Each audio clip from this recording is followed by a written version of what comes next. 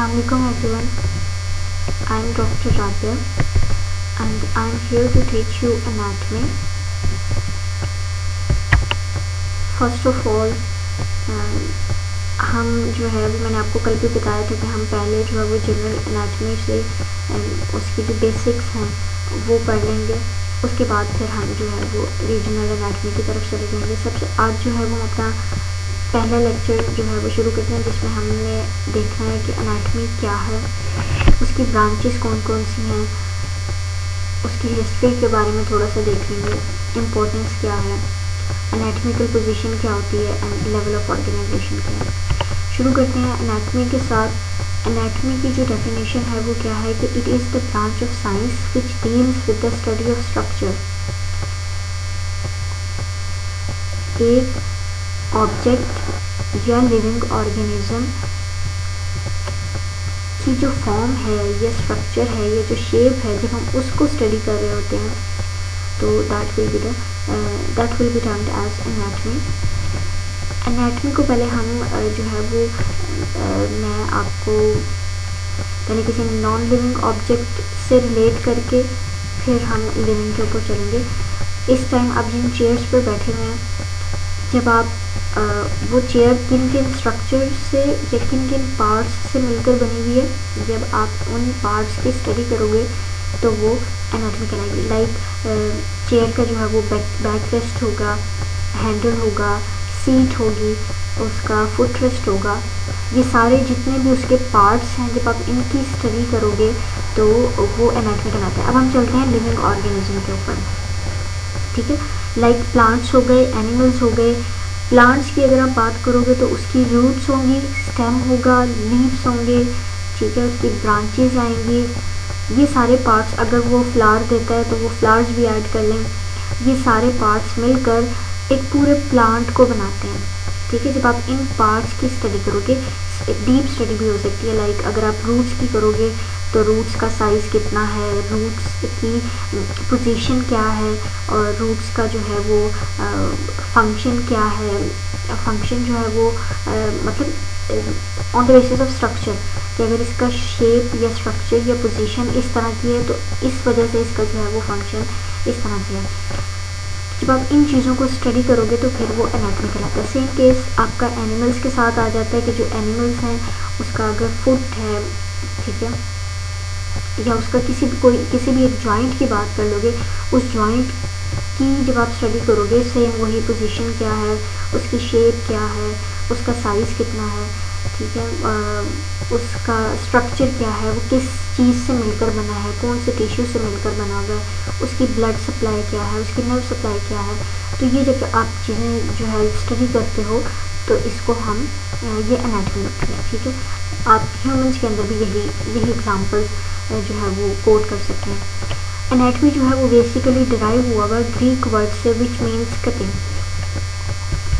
अभी हम human anatomy की जब डेफिनेशन देखेंगे तो उसको इस जो है वो प्रोस्पेक्ट से भी देख लेंगे कि कटिंग का वर्ड जो है वो हमने क्यों यूज़ किया। अब हम चलते हैं हिस्ट्री के ऊपर। हिस्ट्री में जो है वो सबसे पहले हमारे पास जो है वो ग्रीक फिजिशियन हिपोक्रेट्स आए थे, जिनको हम फादर ऑफ मेडिसिन के तौर पर भी जानते हैं। He was also regarded as the founder of subject anatomy. उन्होंने एक मेडिकल स्कूल जो है वो इस्टेब्लिश किया था। वो मेडिकल स्कूल जो था जिस करिकुलम को फॉलो करता था उसमें ह्यूमन एनाटमी जो थी वो एज अ सब्जेक्ट पढ़ाई जाती थी।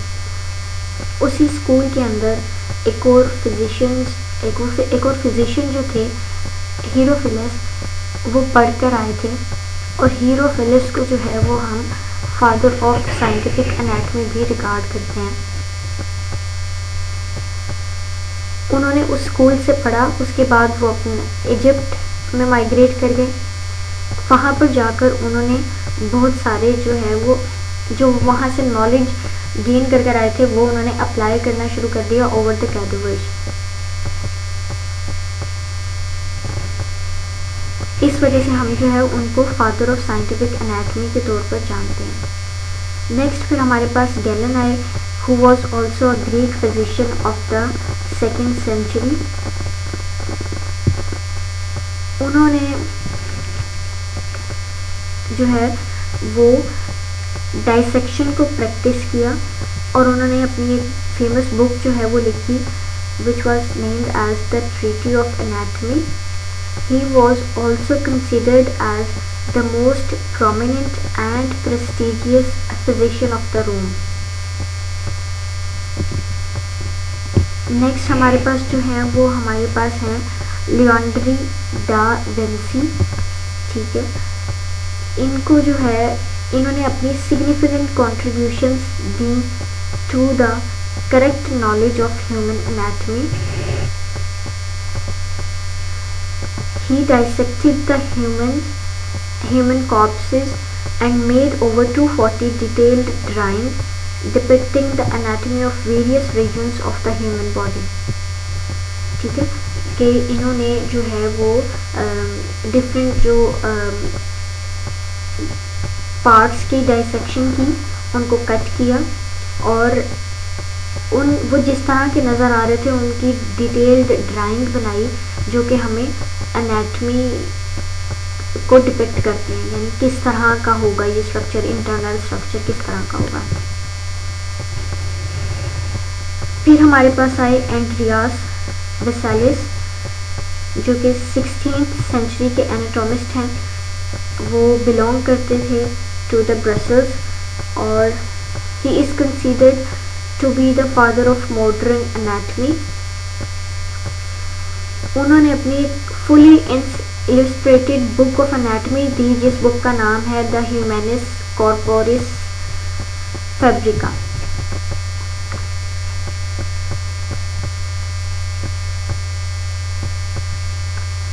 इस तरह से जो है वो हमारे पास आज तक जब माइक्रोस्कोप जो है वो हमें इन्वेंट हो गया उसके बाद हमारे पास more minor detail of the structure जो है वो पता चलना शुरू हो गया और इस तरह से आज तक जो है वो एनाटमी का नॉलेज इवॉल्व होता गया। नेक्स्ट हम चलते हैं इम्पोर्टेंस ऑफ द एनाटमी कि वाई एनाटमी इज़ इम्पॉर्टेंट। सबसे पहले जब आप किसी चीज़ के शेप को या फॉर्म को समझ लेंगे तो फिर वो आपको हेल्प आउट करेगा to understand the function of that part of the body. So anatomy का जो नॉलेज है वो आपकी फिजियोलॉजी यानी फंक्शनिंग से रिलेट करता है, उसकी अंडरस्टैंडिंग के लिए एसेंशियल है। नेक्स्ट पार्ट कि अगर आपको किसी भी किस्म की एबनॉर्मेलिटी, जब तक आपको किसी चीज़ के नॉर्मल होने का नहीं पता चलेगा तो आप उसके एबनॉर्मल होने को कैसे जो है वो फाइंड आउट कर सकते हो। तो सेम केस है कि ये जो आपकी एनाटमी है it is also important to understand any of the pathology. जब आपको पता होगा कि एक चीज़ नॉर्मल ऐसे दिखती है, इसका नॉर्मल साइज़ ये है, इसकी नॉर्मल पोजीशन ये है, तो जब वो अपनी नॉर्मेलिटी से हट जाएगी तो that will be termed as the pathology. और ये डॉक्टर के लिए एनाटमी का समझना इंतहाई ज़रूरी है क्योंकि जब तक उसे नॉर्मल चीज़ का नहीं पता होगा वो एबनॉर्मेलिटी को फाइंड आउट नहीं कर सकेगा, वो पेशेंट को प्रॉपरली एग्जामिन नहीं कर सकेगा, प्रॉपर डायग्नोसिस नहीं बनेगा। अब हम चलते हैं प्रॉपर ह्यूमन एनाटमी की तरफ। सबसे पहले उसकी डेफिनेशन देख लेते हैं। जैसे हमने एनाटमी की डेफिनेशन पढ़ी थी वहाँ पे हमने किसी लिविंग ऑर्गेनिज्म को स्पेसिफाई नहीं किया था, यहाँ पे ह्यूमन एनाटमी आ गया तो इट मीन्स एनाटमी की डेफिनेशन वही थी कि स्टडी ऑफ स्ट्रक्चर, आगे ह्यूमन आ गया तो इट मीन्स हमारे पास किसकी हो जाएगी, ह्यूमन बॉडी की। सिंपल डेफिनेशन हो गई कि हमारे पास ह्यूमन बॉडी के पार्ट्स को जब हम स्टडी करेंगे तो that will be the human anatomy. इसी तरह से एक और डेफिनेशन है कि हम एक जो फुली डेवलप्ड इंडिविजुअल होगा उसकी पार्ट्स की जब हम स्टडी करेंगे बाय द नेकेड आई और by other methods of the dissection, देखिए यानी आपने उसको कट करने के बाद जो आपको नेकेड आई से स्ट्रक्चर्स नज़र आएंगे उसको भी हम जो है वो क्या कहते हैं, एनाटमी कहते हैं। लाइक आप जो है वो अपर लिम्ब को डाइसेक्ट करते हैं, अपर लिम्ब को जो है वो कट करते हैं, स्किन पे जो है वो आप कट करने के बाद उसके अंदर जितने भी नीचे जाते जाएंगे मसल्स आएंगे, नर्व्स आएंगी, जो आर्टरीज आएंगी, बोन्स आएंगी, जब आप उसको जो है वो स्टडी करोगे तो वो हमारे पास क्या हो जाएगी, एनाटॉमी। ये हमने एग्जांपल भी बता दी कि अगर आप फॉर एग्जांपल मैंने भी बताया कि आप अपर लिम्ब को कट करेंगे तो इसके नीचे आने वाले जितने भी स्ट्रक्चर्स होंगे जब आप उसकी स्टडी करेंगे तो उसको आप ह्यूमन एनाटॉमी कहते हो। सेम केस अब बॉडी की डिफरेंट बोन्स की जब आप स्टडी करोगे वो भी ह्यूमन एनाटॉमी के अंदर आ जाएगा, मसल्स की स्टडी करोगे तो वो भी ह्यूमन एनाटॉमी के अंदर आ जाएगा, नर्व्स की पाथवे की स्टडी करोगे तो वो भी ह्यूमन एनाटॉमी के अंदर आ जाएगा। अब हम चलते हैं इसकी ब्रांचेस के पास। ब्रांचेस जो हैं वो हमारे पास सबसे पहले है ग्रॉस एनाटॉमी। ग्रॉस एनाटॉमी वो है यानी कि इसकी सब ब्रांचेस हैं। अब अगर आप नेकेड आई के साथ जो है वो स्टडी कर रहे हो, इसको हम मैक्रोस्कोपिक एनाटॉमी भी बोलते हैं, ठीक है। इट मीन्स कि हमारे पास वो सारे स्ट्रक्चर्स जो साइज में बड़े हैं जिनको आप नेकेड आई के साथ जो है वो ऑब्जर्व कर सकते हैं, देख सकते हैं, वो एनाटॉमी जो होगी वो हमारे पास क्या कहलाएगी, ग्रॉस एनाटॉमी। फॉर एग्जांपल हम अपर लिम्ब की बात करते हैं, अपर लिम्ब को हम डिवाइड करते हैं अपर आर्म, फोर आर्म और हैंड के अंदर। तो यहाँ पे नज़र आने वाले जितना भी सॉफ्ट टिश्यू है या बोन्स हैं वो आपकी ग्रॉस एनाटॉमी के अंदर चले जाएंगी। लाइक ब्रेकियाई जो बाजू है, अपर आर्म है, उसमें लगे हुए मसल्स, आगे लगा हुआ मसल बाइसेप है, पीछे लगा हुआ मसल ट्राइसेप है। ये अगेन मैं बाइसेप और ट्राइसेप इसलिए बताती हूँ क्योंकि ये आप एफएससी में पढ़कर आए हैं तो आपको इन मसल्स का पता है। जब आप इस तरह से मैक्रोस्कोपिक स्ट्रक्चर्स की स्टडी करोगे, नेकेड आई से करोगे, तो वो हमारे पास ग्रॉस एनाटॉमी कहलाएगी। नेक्स्ट इज रीजनल एनाटॉमी, नाम से हमें पता चल रहा है रीजन, ठीक है। रीजनल एनाटॉमी, इसको हम टोपोग्राफिकल एनाटॉमी भी बोलते हैं। ये वो ब्रांच है एनाटॉमी की जिसके अंदर हम बॉडी के डिफरेंट पार्ट्स को रीजन्स में डिवाइड कर देते हैं और फिर उनको रीजन वाइज स्टडी करते हैं। इसकी एग्जांपल या इसकी जो है वो एक्सप्लेनेशन इस तरह से है कि आप एक पूरी ह्यूमन बॉडी को डिफरेंट रीजन्स में डिवाइड कर देते हो। Like head and neck region हो गया, अपर लिम्ब हो गया, अपर लिम्ब के अंदर अगेन उसी तरह से upper arm, four arm, hands, ठीक है, हैंड के अंदर फिर मजीद फिंगर्स। तो ये आपने क्या कर दिया कि बॉडी पार्ट को डिफरेंट रीजन्स के अंदर डिवाइड कर दिया। थॉरिक्स का रीजन आ जाएगा, एब्डोमिनल कैविटी का रीजन आ जाएगा, पेल्विस का रीजन आ जाएगा। तो ये जब आप बॉडी पार्ट्स को रीजन में डिवाइड करके उसको रीजन वाइज स्टडी करते हो तो that will be the regional anatomy, जैसे abdominal cavity. Next is systemic anatomy. जो सिस्टम वाइज स्टडी होगी स्ट्रक्चर्स की उसको आप सिस्टमिक एनाटॉमी बोलोगे।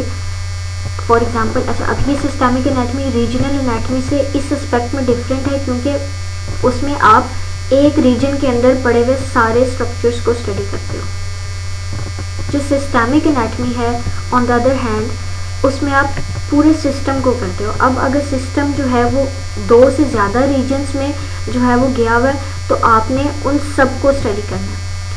इसकी मैं आपको अभी जो है वो एग्जांपल बताती हूँ तो आपको क्लियर हो जाएगा कि सिस्टम वाइज, मतलब अगर आप रेस्पिरेटरी सिस्टम को लेकर चल रहे हो तो आपने नोज़ से लेकर लंग्स तक जाना है और ये डिफरेंट रीजन्स के अंदर आएगा, ठीक है। लाइक नोज़ जो है वो हेड एंड नेक रीजन के अंदर चला जाएगा और जो लंग्स हैं, जो आखिरी स्ट्रक्चर है वो आपका जो है वो थॉरिक्स के अंदर चला जाएगा।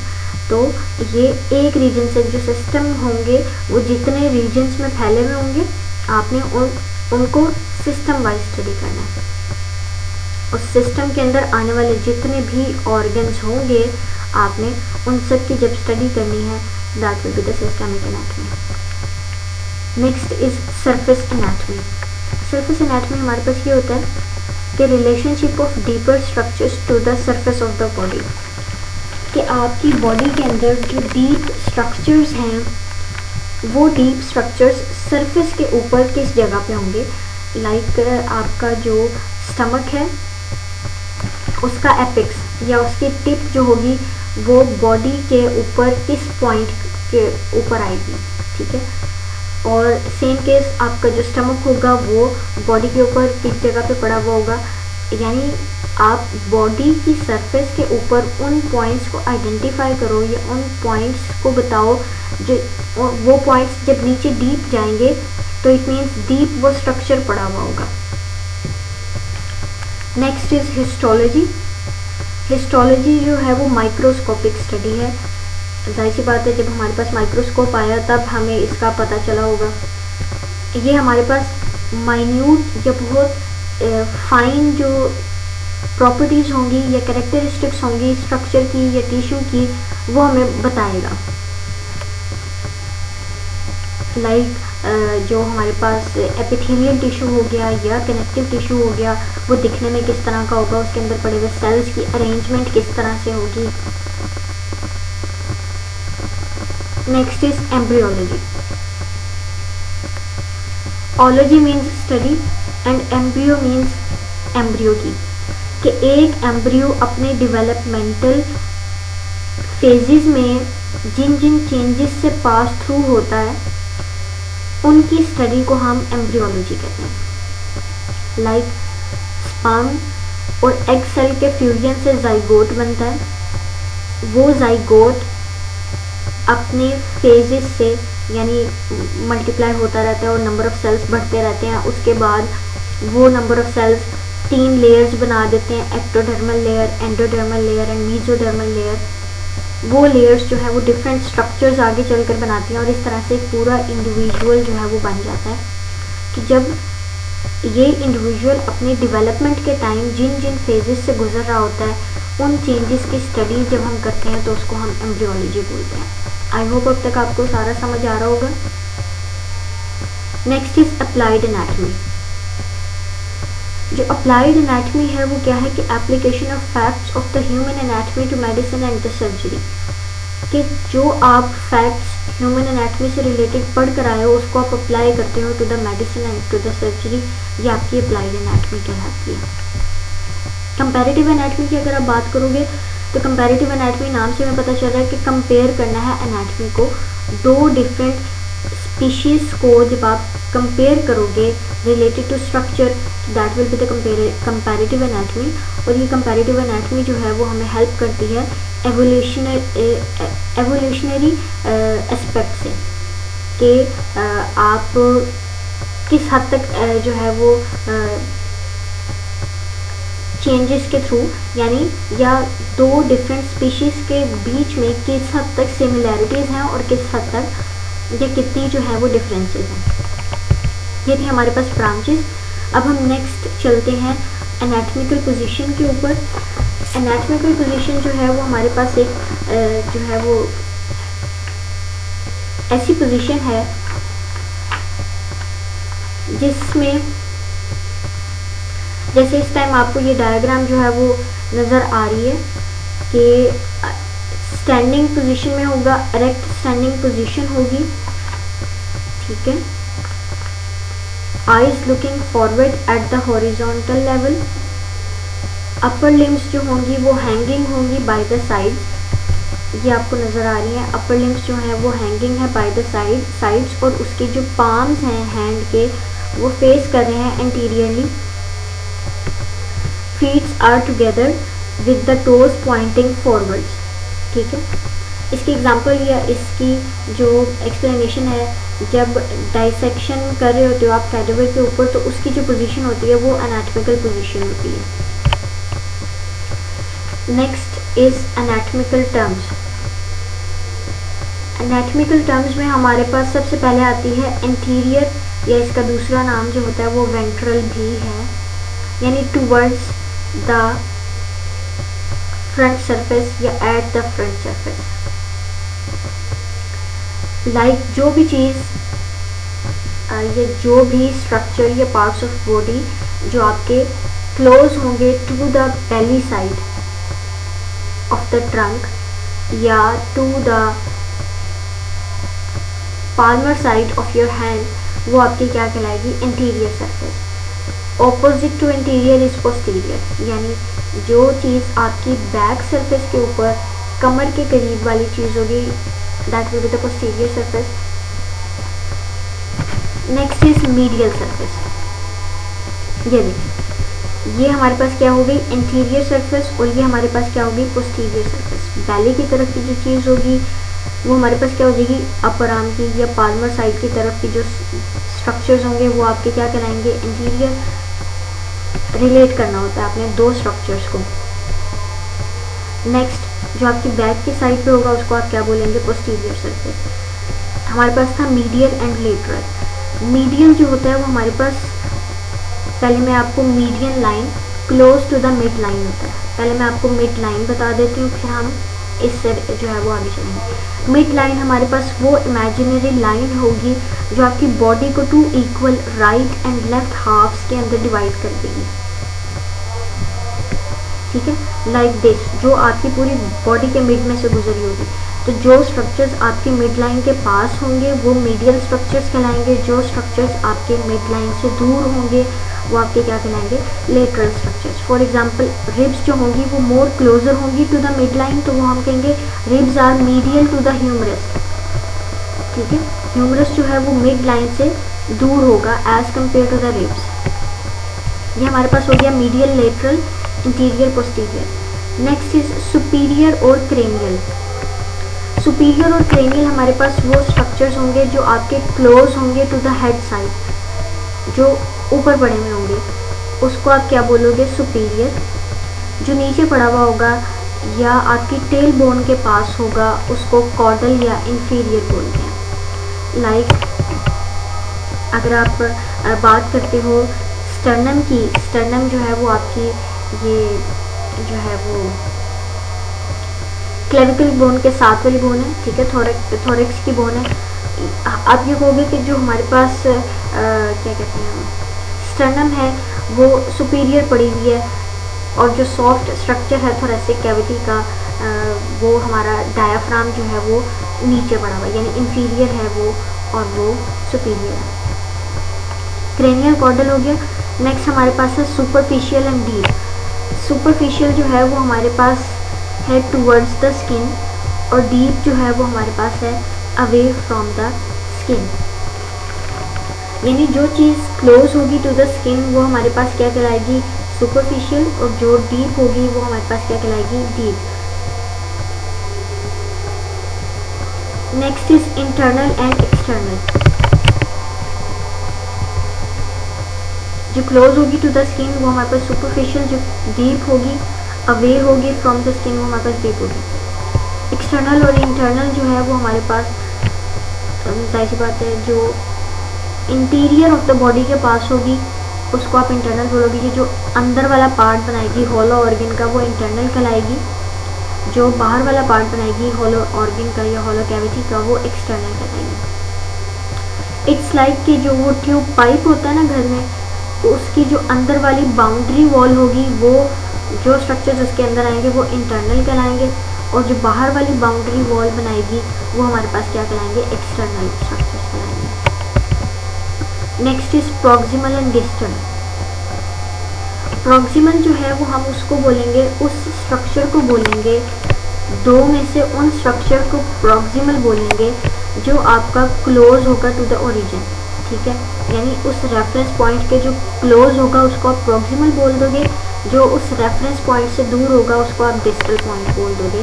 फॉर एग्जांपल हम कार्पल, जो हमारी रिस्ट की 8 बोन्स हैं, उसको हम कहते हैं कि carpals are proximal to the metacarpals, यानी कार्पल्स जो है वो पहले आती हैं मेटाकार्पल्स से, और जो आपके फिलिंग्स हैं वो आपके डिस्टल पार्ट पे चले जाते हैं, दूर वाले पार्ट पे from carpal. Next is palmar surface. Palmar surface जो है वो हमारे पास कौन सा सरफेस है, the front surface of the hand, जो भी हम एनाटॉमिकल पोजीशन के अंदर देख कर आए थे, ये हमारे पास क्या है पाल्मर सरफेस है, जिसको हमने कहा था कि वो फेस कर रही है interiorly. Next is planter surface, जो हमारे पास पाँव के नीचे की सरफेस होगी वो हमारे पास प्लांटर सरफेस कहलाती है। Next is flexor surface. Flexor surface हमारे पास वो सरफेस होगी जहाँ पे मोस्टली जो आपके फ्लेक्सर मसल्स हैं या फ्लेक्सर कंपार्टमेंट्स हैं वो आके जुड़े हुए होते हैं। लाइक जो हमारे पास हैंड की सुपिनेटेड फॉर्म है अपर लिम्ब की, ये हमारे पास क्या कहलाती है, फ्लेक्सर सरफेस, क्योंकि हमारे पास इस एंटीरियर सरफेस के ऊपर सारे फ्लेक्सर मसल्स लगे हुए हैं।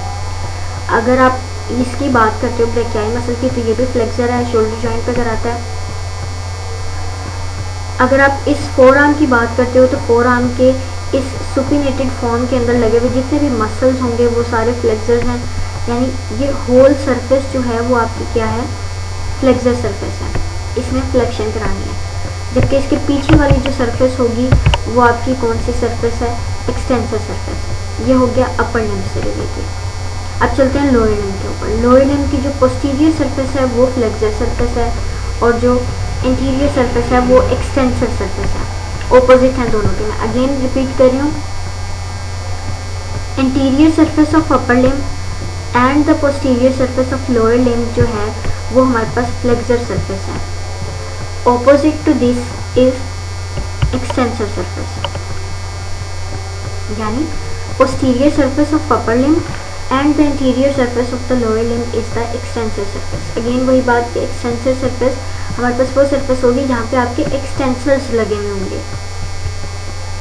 इप्सीलेटरल, इप्सी मीन सेम और लेटरल मीन साइड, ठीक है, कि आपके वो दो स्ट्रक्चर्स जो same side of the body पे लगे हुए होंगे वो आप इप्सीलेटरल कंसीडर करोगे, या वो टर्म जो है वो कहलाएगी ipsilateral. For example right side of the body की आप बात करोगे तो right arm and the right foot या leg will be termed as ipsilateral. जबकि कॉन्ट्रालेटरल की बात करोगे तो opposite side of the body, for example the right side of the right arm with that of the left arm foot, तो ये हमारे पास कॉन्ट्रालेटरल होगी। Next is supine position and the prone position. Supine position जो है वो हमारे पास supine S से याद रखें, सीधा लेटना, एंड प्रोन पी से याद रखें, पंजाबी में बोलते हैं पुट्ठा, ठीक है। तो इट मीन्स पी से आपने उसको जो है वो याद रख लेना है ताकि आप कंफ्यूज ना हो सको। सुपाइन मीन्स कि आपने जो है वो face looking interiorly, this positioning is the supine position, जिसमें आपकी पोस्टीरियर सरफेस जो होगी वो टच करेगी with that of the surface. जबकि प्रोन पोजीशन जो है वो आपकी जो है वो पोजीशन है जिसमें आपकी जो बेली है, ये इंटीरियर सरफेस है, वो टच करी होगी with that of the surface. ये हमारे पास सुपाइन पोजीशन होगी एंड प्रोन पोजीशन होगी। अब चलते हैं लेवल ऑफ ऑर्गेनाइजेशन के ऊपर। लेवल ऑफ ऑर्गेनाइजेशन में हमारे पास सबसे छोटा लेवल जो है वो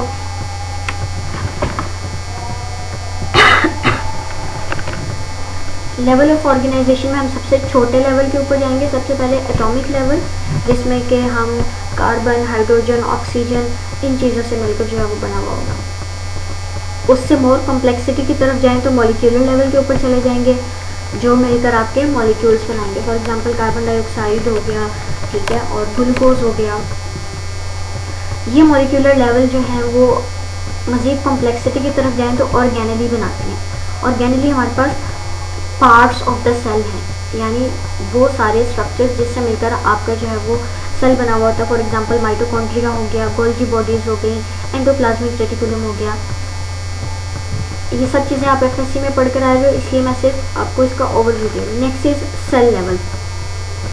सेल लेवल है वो मोर कॉम्प्लेक्स है टू द ऑर्गेनेली लेवल, ठीक है। सेल, अब आपको पता है सेल की डेफिनेशन हम ये पढ़ कर आए हैं कि cell is the basic structural and functional level of the living organism. ये वो चीज़ है या वो जगह है जिस पे आपका पूरा जो है वो स्ट्रक्चर भी इसी से मिलकर बना हुआ है, पूरे इंडिविजुअल का, ये पूरे ऑर्गेनिज्म का, और फंक्शन भी इसी लेवल पर परफॉर्म किया जा रहा है। तो सेल जो है आप उसको इस तरह से डिफाइन कर सकते हो कि it is the mass of the protoplasm consisting of the nucleus surrounded by the cell membrane, ठीक है। कि ये हमारे पास जो स्ट्रक्चर्स मिलकर बन गए हैं इसको आप सेल बोलोगे। फॉर एग्जांपल आपका जो सारे ऑर्गेनेल्स मिलकर आपकी जो एक बेसिक स्ट्रक्चर बना देंगे उसको आप सेल बोलोगे। Next is tissues. Similar structures जो सिमिलर फंक्शन परफॉर्म करते हैं उस ग्रुप को आप टिश्यू बोल देते हो। टिश्यू जो है हमारे पास 4 बेसिक वैरायटी होती है, 4 बेसिक टाइप ऑफ टिश्यूज़ होते हैं। These 4 basic types of tissues are epithelial tissue, connective tissue, muscular tissue and the nervous tissue. अब हम मज़ीद कॉम्प्लेक्सिटी की तरफ जा रहे हैं। टिश्यू से अब हम जा रहे हैं ऑर्गन के ऊपर। ऑर्गन लेवल जो है वो हमारे पास कौन सा लेवल है, जिसमें आपके जो वेरियस टिश्यूज़ हैं वो मिलकर एक स्पेसिफिक फंक्शन परफॉर्म करते हैं जो कि उस ऑर्गन का स्पेसिफिक फंक्शन होता है। फॉर एग्ज़ाम्पल, अगर आप स्टमक की बात करते हो तो स्टमक के अंदर सिक्रेटरी सेल्स होंगे जो कि सिक्रेशंस को जो है वो रिमूव करेंगे।